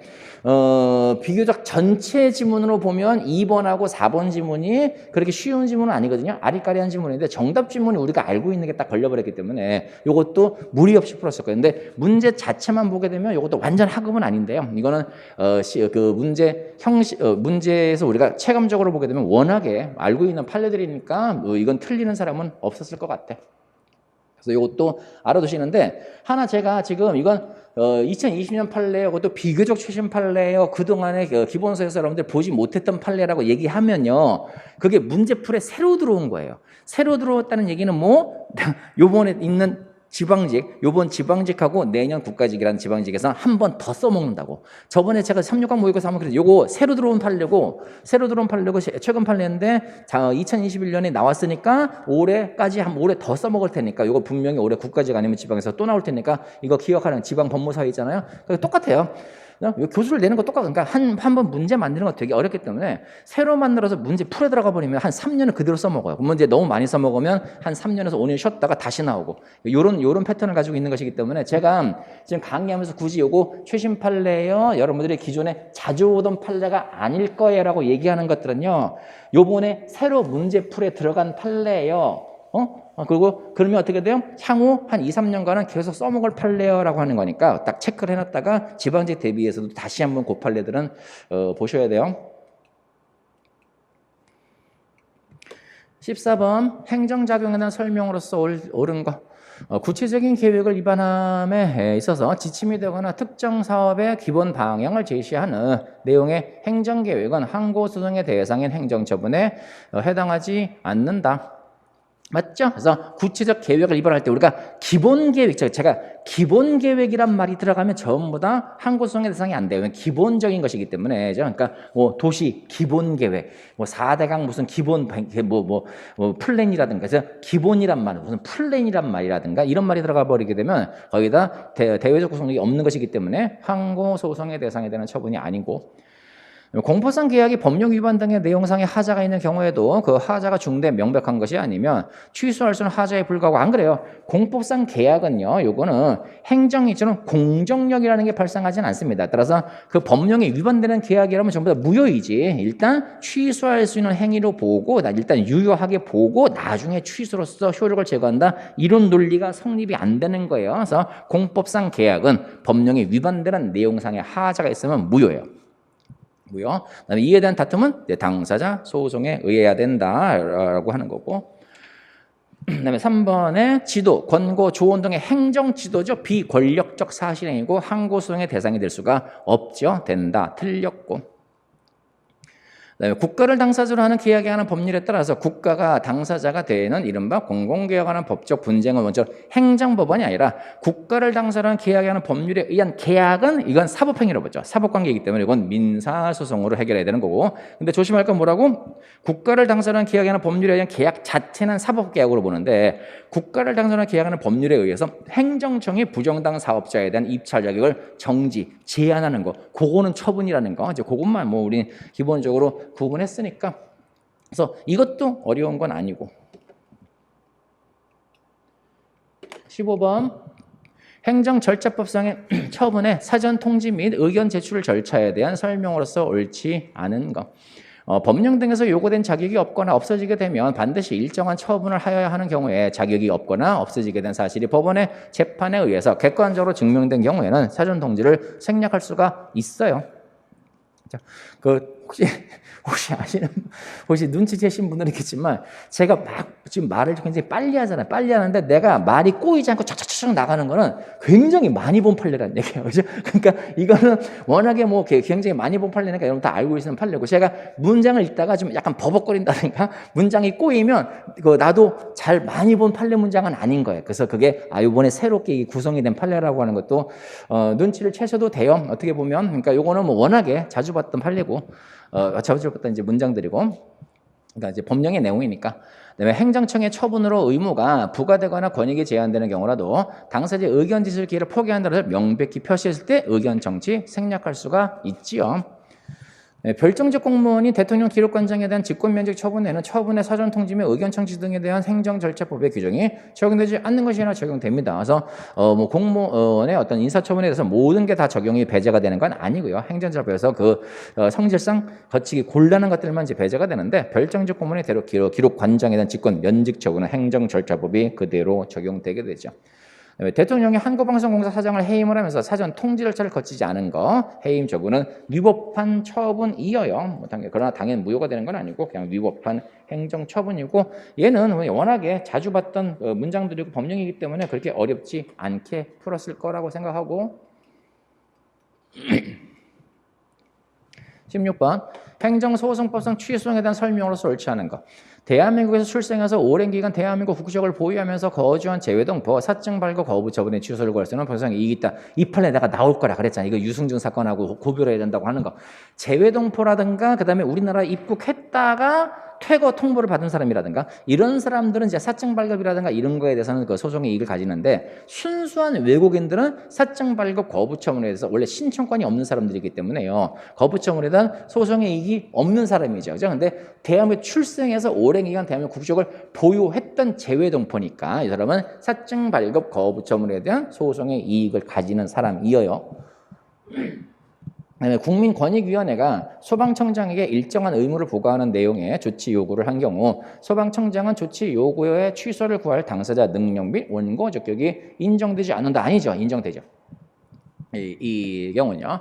그래서 이 사람이 우리가 원래 행정청이라든가 국가기관은 행정소송의 원고적을 가질 수가 없는데 예외적으로 가지는 경우가 있어요. 그래서 그 기관들 사이에서의 처분인데 불이익이 예정돼 있고 그걸 따르지 않은 불이익이 예정돼 있을 때 원래 기관들 사이에서의 어떤 불이익이라든가 문제가 생겨버리면 기관 소송이라든가 권한쟁의 심판이라든가 해서 다툴 수가 있는데 그런 절차조차 없는 거예요. 그러니까 기관 소송의 대상도 안 되고 권한쟁의 심판의 대상도 안 될 때 그럴 때에는 유일하게 이 불이익을 제거할 수 있는 방법은 항고소송밖에 없다. 그래서 예외적으로 인정하는 거 그거 기억나시죠? 뭐가 세 개가 있어요.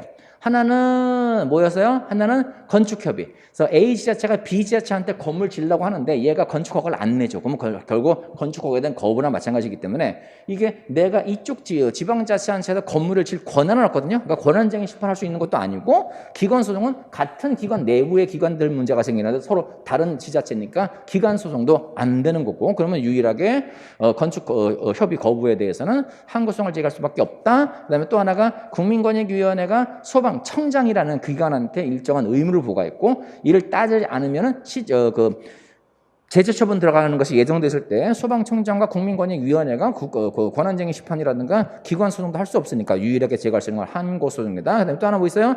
국민권익위원회가 시도선거관리위원회 위원장한테 어떤 처분 내렸을 때 그때도 따르지 않으면 제재 처분이 있죠. 자 그러면은 그때는 그래서 세 가지 시도선관위, 선관위위원장, 소방청장, 그 다음에 지자체 장애 건축 협의 거부 요 세 가지는 예외적으로 행정청한테 원고적격이 인정된 사건이에요. 3번 임용지원자가 특별채용 대상자로서의 자격을 갖추고 있고 유사한 지위에 있는 자에 대해서 정규교사로 특별채용한 전례가 있다 하더라도 교사로서의 특별채용을 요구할 수 있는 법규상 또는 조례상 권리가 있다고 할 수는 없어요. 제가 그랬죠?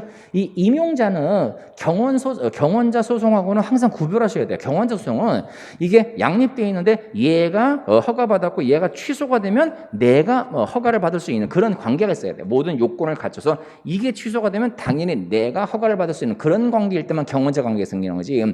임용 지원자 이래서 전부 다 그걸 경원자로 생각하시면 안 된다고 했어요. 임용 지원은요. 내가 임용 지원하면 나를 임용할 거냐면 그건 행정청의 재량이지. 나를 반드시 뽑아줘야 될 의무도 없고 내가 임용 지원 신청이라든가 나를 뽑으라고 요구할 권리 자체가 없는 것이기 때문에 임용 지원자에서가 임용 지원을 탈락했다 하더라도 소송을 할 수가 없게 돼 있는 게 원칙인 거예요. 다만 자꾸 여러분들 헷갈리는 게 뭐 때문에 그렇다고 검사 임용 사건에서 여기가 무하자 재량 청구권에서 나오는 그 판례 있죠? 그것만 예외적으로 임용 지원했다 탈락을 했는데 그때 하자 없는 심사를 해달라고 요구할 수 있는 지위가 있다라고 하는 거 있죠? 그거를 이제 인정한 판례가 나왔단 말이에요. 그래서 예외적으로 임용 지원자에 대한 원고 적격을 인정한 정말 예외적 판례이고요. 그게 무하자 재량 청구권을 인정한 것인지에 대한 또 교수들도 견해가 좀 대립되어 있는 판례에서 그것만 예외적인 것이고 전부 다 임용 지원에 대해서는 임용 지원자는요 신청권이 없어요. 법규상 조례상 권리가 없습니다. 다 자기를 채용시켜달라고 요구할 권리가 없는 거예요. 네, 피해자의 의사와 무관하게 주민등록번호가 유출된 경우 조리상 주민등록번호의 변경을 요구할 신청권이 인정된다는 거죠. 이것도 유명한 판례고 이것도 유명한 판례고 이것도 유명한 판례고 또 유명한 판례니까 16번은 어렵지 않게 풀었어야 하는 거고요. 17번 행정상 즉시강제에 대한 설명으로 옳은 것만을 모두 고르며 항고소송의 대상이 되는 처분이죠. 행정상 즉시강제도 항고소송의 대상이 되는 처분이긴 해. 근데 대부분 뭐예요? 소이익이 없죠. 이미 끝나고 들어와 버리기 때문에 행정 즉시강제는 권력적 사실이 아니고 주로 끝나고 들어와 버리기 때문에 소송의 이익이 없다고 해서 가가당할 뿐이지 소송의 대상이 되는 처분에는 해당하는 거예요. 과거 의무 위반에 대한 제지는 아니지. 즉시강제는 의무를 명할 수 있는 시간적 여유가 없을 때 의무를 명하지 않고 바로 들어가는 것이기 때문에 의무 위반에 대한 제재가 아니고요. 그다음에 목전에 급박한 장애를 예방하기 위한 경우에 예외적으로 법률의 근거가 없이도 발동될 수 있다는 것이 일반적으로 안 그래요. 행정상 즉시강제는 국민의 기본권 침해에 직격탄을 들어가 버리기 때문에 반드시 법률의 근거가 있어야만 발동할 수 있습니다. 1번 강제 건강진단과 예방접종은 대인적 강제수단에 해당하죠. 사람에 대해서 직접 그 예방접종을 시켜놓은 거니까 사람에 대한 대인적 강제수단이고 위법한 즉시강제작용으로 손해를 입은 자는 국가나 지방자치단체를 상대로 국가배상법이 정한 바에 따라서 손해배상을 청구할 수가 있어요. 됐죠? 이건 어려운 거 없어. 자, 18번. 다음 중 행정심판법에 따른 행정심판을 제기할 수가 없는 경우만을 모두 고르면 다툼에서 판례기한다. 요것도 조금 아마 조금 했던 근데 왜 이렇게 이거 왜 이렇게 막 깨졌냐? 기억번이요. 조금 했던 판례기도 한데 조합되는 게 뭐 거의 없어요. 조합되는 것 자체가 이게 기억번이 아닌 건 분명히 알고 있는 것이기 때문에 뭐 니은번은 정확하게 또 알 것이고 디귿번은 이게 책에서 아주 세부적으로 써 있는 책이 아니라면 요것이 잘 나오진 않을 것이기 때문에 니은번은 확실한데 리을을 알아 우리가 확실히 알고 있는 것이니까 그냥 조합되는 게 디귿번밖에 없고 그러니까 요것도 문제 찍을 때 약간 찝찝한 문제였을 거예요.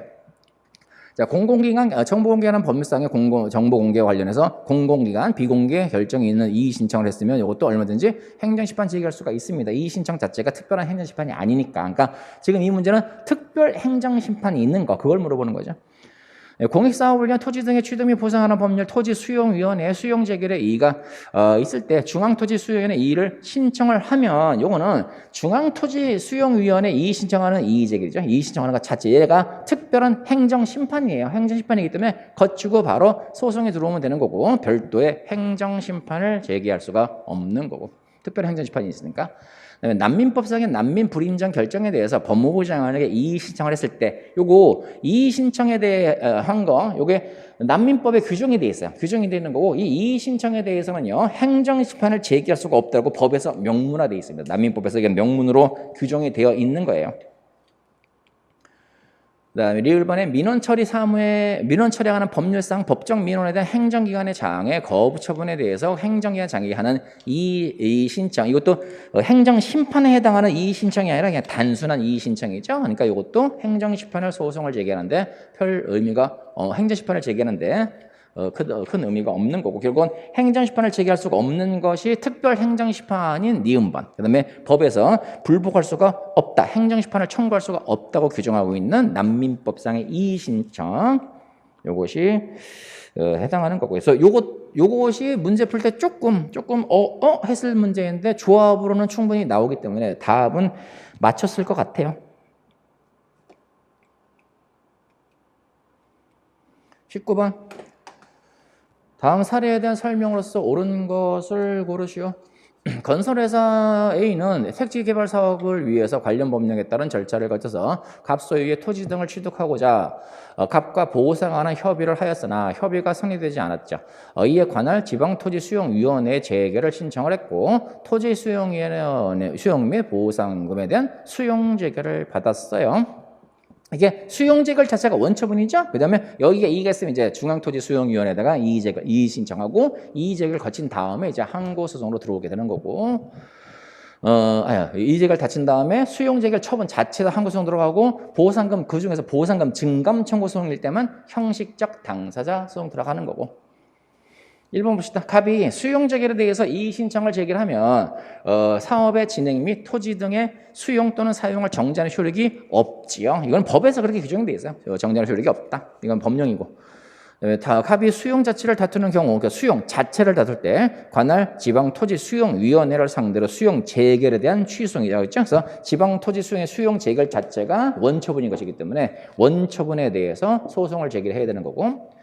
갑은 보상금 증액을 위해서 A를 상대로 해서 손실보상을 거는 민사소송이 아니라 보상금 증감 청구 소송이요. 이런 것들은 보통은 형식적 당사자 소송의 형식을 써야 되는 거예요. 보상금 증액을 위해서는요. 다시 중앙토지수용위원회에다가 재개를 신청을 하고요. 중앙토지수용위원회 재개에 불복을 하게 해버리면 그때는 당사자 소송으로 들어가게 돼 있는 거고.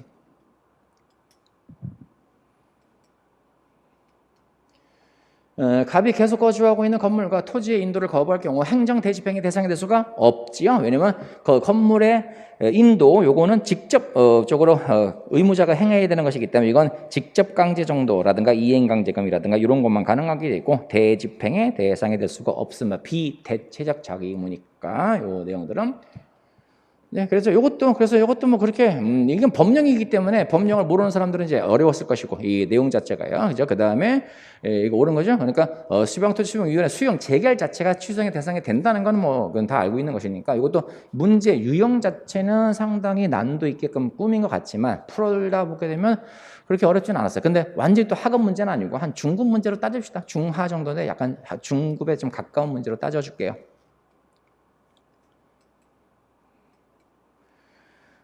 자, 20번. 다음 사례에 대한 설명으로서 옳은 것을 고르시오.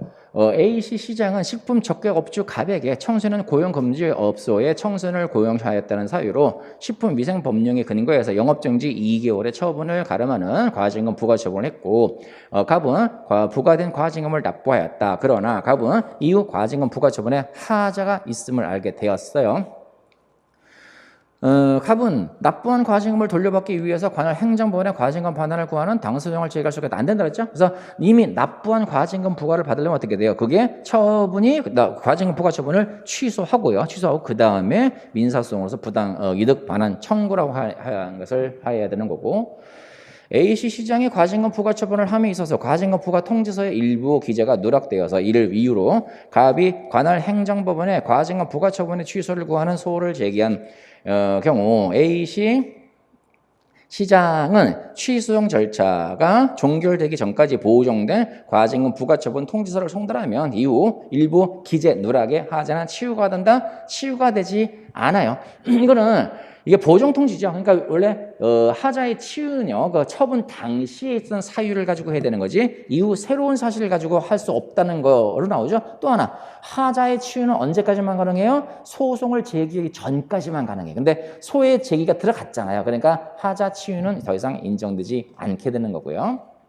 그러니까 이 판례는 두 군데서 써야 먹어요. 그러니까 보통 여러분들 아마 공부하는 기본 체계에는 요게 이제 새로운 사유를 추가해서 하자를 치유시킬 수가 없다는 판례로 나올 거야. 근데 저도 책에 그렇게 편제는 그렇게 돼 있는데 제가 요거는 오히려 그거보다는 소송 제기 전까지만 하자 치유가 가능한데 소를 제기했으니까 하자 치유는 더 이상 안 된다고 보는 게 더 빠르다고 제가 이제 얘기하는 거고요. 네, 식품위생법이 청소년을 고용한 행위에 대해서 영업 허가를 취소하거나 6개월의 이내에 기간을 정해서 그 영업의 전부 또는 일부를 정지하거나 영업소 폐쇄를 명할 수가 있다고 하면서 행정처분의 세부 기준은 총리령으로 위임한다고 정했을 때 이 총리령이 정하고 있는 행정처분은 재판기면 못 되는 행정규칙의 성격을 가져 대통령령, 시행령이 위임한 것만 제재처분의 기준 같은 것이 법규명의 성격을 가지게 되고요. 나머지는 전부 다 행정규칙의 성격을 갖게 됩니다. 이건 맞죠? 4번 갑이 자신은 청소년을 고용한 적이 없다고 주장하면서 제기한 과징금 부과 처분의 취소이 계속 중에서 A씨 시장은 갑이 유통기간이 경과한 식품을 판매한 사실을 처분 사유로 추가 변경해서는 안 되게 돼 있어요. 처분 사유 추가 변경은 기본적 사실관계 동일선 깨지지 않는 범위 내에서만 가능하게 돼 있고요. 이렇게 새로운 사유를 추가시키면 안 되게 돼 있습니다. 그러니까 맞는 건 3번. 이 내용들이요. 근데 이 문제도 그렇게 막 쉽게 풀 수 있는 문제는, 훅 답이 보이는 문제는 아니니까. 자, 읽어봐서 푸는 거는 한 중급 정도로 삼아 줍시다. 그래서, 제가 볼 때는 3번하고 아까 그 최고 난도라고 했던 거 하나 하고, 여기서 한 4문제 정도는 여러분들이 시험장에서, 했던 문제일 것 같아요. 이게, 근데 정말 이게 보셔야 되는 게, 사후적으로 평가했을 때 여기서 틀릴 수 있는 문제는 한 문제 내지 두 문제밖에 없는 거예요. 사실상. 자, 이거 앞에 이거 못 보던 판례 하나 나왔으니까 그다음에 요거는 정말 문제의 질이 높은 문제이기 때문에 그 위헌결정의 소급표. 그거는 틀려도 할 말이 없는 것이 아니라 틀려도 너무 낙담은 하지 마세요. 그건 틀릴 수 있는 문제를 틀린 것이기 때문에 괜찮아. 그래서 정말 한 문제 정도 또는 많게 두 문제 정도가 틀릴 수 있는 문제잖아요. 이 경우가. 근데 실제적으로는 내가 수험생이거나 어느 정도 공부했던 수험생이면 보통 한 6개 정도는 틀리지 않았을까라고 봐요. 그 다음에 또 하나는 이 유형 자체가 여러분들이 시간을 절약할 수 있는 유형이 아니에요. 이 유형이. 그러니까 시간을 엄청 써먹게 하는 유형이기 때문에 시간이 부족할 거예요. 그러면 아마 얘를 마지막으로 행정법을 마지막으로 잡았다라면 그 사람들은 시간 부족에 상당히 고생했을 것이고요. 그다음에 중간에 이걸 만약에 그 앞에서 봤다라면 뒤에 행정학이죠. 이걸 보는데 상당히 문제가 있었을 거예요. 그래서 어쨌든 간에 시간을 좀 많이 허비하게 만드는 문제이기 때문에 우리가 흔히 얘기하는 10분 컷에 들어올 수 있는 문제는 아니었던 것 같아요. 문제 난도 자체가 그 유형 자체가 그러니까 문제가 어렵다 쉽다가 아니라 그 유형 자체가 시간을 잡아먹게 하는 시험이기 때문에 10분 컷에는 좀 힘들지 않았을까. 그래서 공부 좀 한 학생들이 한 15분 컷, 그 다음에 일반 아니면은 간신히 한 20분 컷이라든가 그 18분 컷에서 해결했던 문제가 아닐까. 그 다음에 공부가 좀 제대로 안 된 사람들은 이거 아마 손도 못 대고 그냥 시간 부족으로 나왔던 사람들도 꽤 있지 않을까요. 근데 제가 그 360 모의고사 같은 거 할 때도 그 행정법하고 행정학 요건 이제 필수가 들어갔기 때문에 문제가 옛날처럼 그렇게 만만치는 않을 거다. 특히 유형이 그래서 제 모의고사가 어렵다고 하는 사람들이 있거든요. 근데 그 모의고사 자체가 어려운 것이 아니라 거기에 익숙해져야 돼요. 익숙해져 오고 아까 특히 왜 2, 3, 4번은 아는데 1번은 모르겠다 해서 1번 찍는 거 있죠. 이거는 평상시 그 기출문제만 풀어서 되는 게 아니라 평상시에 모의고사 같은 걸 풀면서 숙달이 돼 있어야 돼요. 아, 이렇게 풀어야 되더라라고 하는 걸 몸에서 알고 있어야 찝찝하지만 뚝 찍고 나오는데 그냥 기출지문만 막 읽은 사람들은 알긴 한데 아이고 내가 모르는 지문 이렇게 정답 찍고 나오는 게 정말 찝찝하거든요. 그거 잘 안 돼요. 그러니까 자꾸 2, 3, 4번에서만 찾게 된단 말이야. 그러니까 그런 것들은 모의고사를 보면서 내가 모르는 것도 답이 될 수가 있다. 정확하게 알면 이게 답이라고 하는 거. 그게 습득이 된 사람들이 할 수 있는 거예요. 그래서 사후적으로 평가해서 만약에 저보고 문제 난도 어때요? 그러면 뭐 쉬웠어요. 이렇게 평가할 수도 있을 거예요. 어려운 거 별로 없었어요. 평가할 수 있었을 텐데 제가 수험상의 입장에서 실제 시험장의 체감 난도를 고려해서 봤다면 만만치는 않았던 문제일 것 같다라고 저는 그렇게 평가를 해요. 그래서 보통 한 문제 정도는 기본적으로 틀렸을 것 같고요. 조금 많게는 2문제. 그다음에 조금 공부가 어느 정도 나는 그래도 어느 정도 했어라고 하는 사람들이 한 3, 4문제. 안 그러면 한 6에서 7문제 정도는 충분히 틀려도 될 수 있는 문제고요. 안 그러면 시간 확보를 못 해갖고 알고 있는 문제인데 제대로 못 풀었거나 뭐 그런 정도의 문제가 아니었을까라고 봅니다. 물론 저만 그렇게 평가하는 거고요. 뭐 쉬웠다고 평가하시는 분이 계시면 그분은 워낙에 실력이 좋으신 분이니까 쉬웠다고 평가하시는 거고 또 쉬웠다고 평가하는 수험생이 있다면 뭐 잘난 수험생이니까 평가하는 거고 저는 여러분들 체감 난도까지 고려해 봤을 때 그렇게 만만치는 않을 거고 이게 행정법 행정학이 필수 과목으로 바뀐 거에 대한 효과입니다. 앞으로 점점 더 심할 거예요. 그러니까 옛날처럼 공부를 너무 그 객관식만 보면 된다. 물론 여러분들 그 수험 게시판이라면서 야 기출문제만 보면 돼라고 하는 애들은요 사후적으로 평가하는 거예요. 그 시험 보는 놈들은 아니에요. 사후적으로 평가해서 딱 보니까 야 대부분 기출지문이네 기출문제만 보면 풀리겠네 이렇게 되는 건데 실제 시험장 들어가서 보게 되면 기출 이외에 그 스킬이 필요한 것들이 있어요. 그 말로 속어법이라고 속어법도 다 제거하고 내가 모르는 거 찍으려면 얼마나 찝찝한데 특히 그게 1, 2번이면 정말 찝찝하거든요. 그러니까 그 수험 게시판이라든가 이런 데서 시험 보고 나서 와 잘나 쉬었어 뭐 그것도 문제나 이런 놈들은 시험 안 본 놈들입니다. 너무 걱정하지 마시고요. 절대 시험은 그렇게 평가될 수 없어요. 만약에 제가 이 문제가 되게 쉬웠다 그러면 무슨 문제를 잇따르 내가 발꿈치로 풀어도 이거 5분 내에 푼다. 저는 그렇게 평가해요. 문제가 아주 쉽게 나왔을 때는 내가 뒤꿈치로만 찍어도 이거 5분 내에 찍겠다. 그럴 정도해야 쉬운 건데 요번 문제는 제가 그렇게 평가를 못 하겠어요. 내 발꿈치로 찍어도 5분 내에 찍겠다고 평가를 못 하겠고 문제의 그 유형 형식이라든가 그것이 상당히 세련되어 있는 유형이라고 보시면 되겠습니다. 그리고 앞으로 계속 그럴 것이고 지방직도 똑같을 거예요. 그러니까 이제 국가직 끝나시고 이제 한 일주일 정도 쉬신 다음에 이제 한 3, 4일 지났죠. 그러니까 쉬신 다음에 지방직 대비를 해서 또 열심히 하시고 그래서 시험 난도 어느 정도 조절하시고 그다음에 또 지방직 또 360 모의고사 8회 동안 또 계속 하니까 그동안에 보셨던 분들은 아마 그 효과를 아실 것이기 때문에 계속 볼 거라고 생각하고 안 보셨던 분들은 그 일요일마다 나와서 한 번씩 연습해 보는 것도 괜찮을 것 같아요. 그 문제 난도를 보게 되면요. 이렇게 하시고 어쨌든 좋은 결과 얻으셔갖고요. 올해 합격하시기 바라겠습니다. 수고하셨습니다.